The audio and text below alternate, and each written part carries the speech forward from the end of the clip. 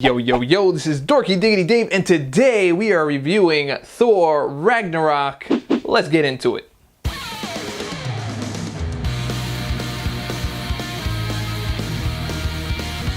Welcome back, guys. We are talking about Thor Ragnarok. It is the third entry in the Thor series, and so I kind of feel like they have these different experiments going on with the Thor franchise. Like, you had the original Thor, which was like, okay, is more like Shakespearean-ish type thing, and I think people kind of found that a little bit boring, and so they kind of moved more into the Game of Thrones type of feel, and I don't think they actually nailed that, and it was a little bit hokey and weird in certain places, and so I think they just threw everything out and said, you know what, let's just go Guardians of the Galaxy style. Let's throw in some, 70s and 80s music in there and, just kind of give a good nostalgic feel about this whole thing and run with it because it seems to be working. And I think that's pretty much what they did.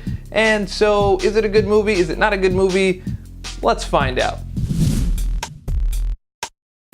All right, so the movie's funny. It's a comedy. It's basically what it is. It's a buddy cop type comedy. Like, if you like things like Rush Hour or The Fifth Element and things like that, it kind of have like a quirky vibe to it on top of being funny, but also has some pretty good action, then this is the movie for you.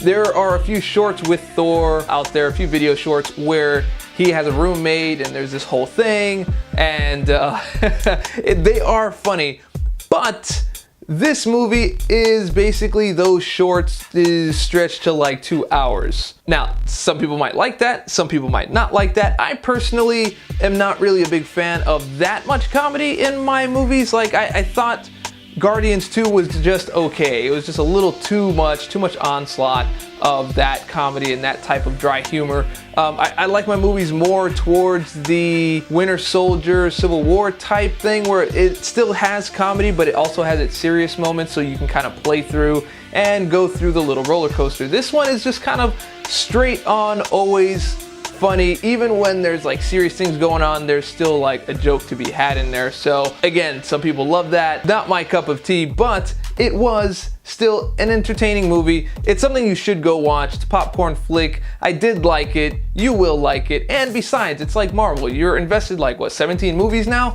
You can't not go see it. And it's definitely not worse than Iron Man 3, so things that are really, really good in the film is that they really got a good fan service down. Now, fan service not only from comics and history, but from previous movies. There's little nods to previous Avenger stories, previous lines and dialogues, and previous jokes in previous movies that they are constantly referencing. So if you got a good eye and a sharp ear, you'll pretty much enjoy a lot of that. And you'll probably really love Korg. He's a great lovable character, and he's comedy relief on top of all the comedy that's already kind of going on. And he's being played by Taika Waititi, which is the director of the film. And if that name sounds familiar, it's probably because he starred in Green Lantern as Green Lantern's best bud, and I forget what his name was in the movie, because I think a lot of people try to forget that movie, but that was him.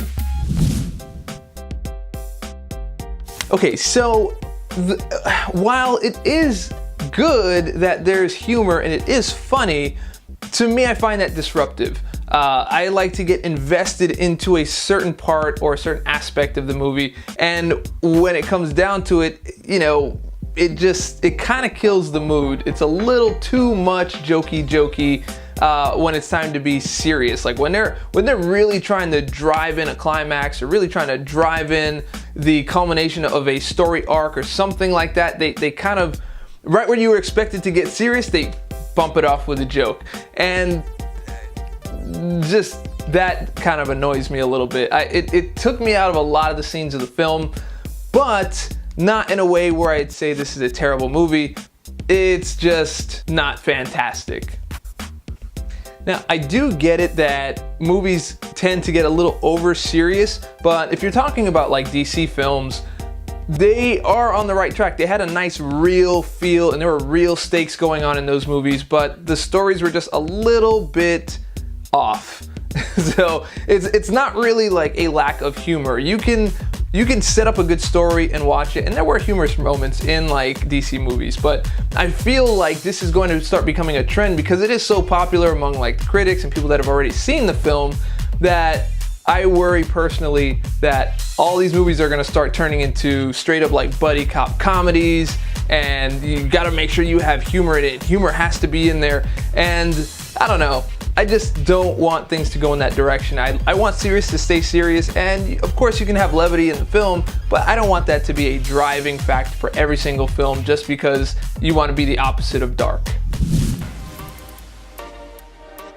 Verdict time, guys. I am going with a popcorn on this one because it is a popcorn flick. It's an entertainment flick. You're gonna want to see it at least once.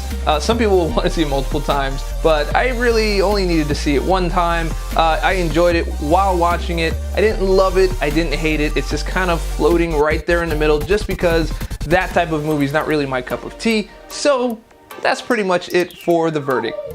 Once again, this is Dorky Diggity Dave. You just watched a review for Thor Ragnarok. Have you seen it? Did you like it? Did you not like it? Was I on the mark? Was I off the mark? Let me know down in the comments. Let's get a little bit of a conversation started down there. And if you liked the video, and I hope that you did, go ahead and click subscribe, click like, leave a comment, share it with your friends, share it with your mama. All that stuff helps me out. And remember, stay dorky, and I'll catch y'all on the flip.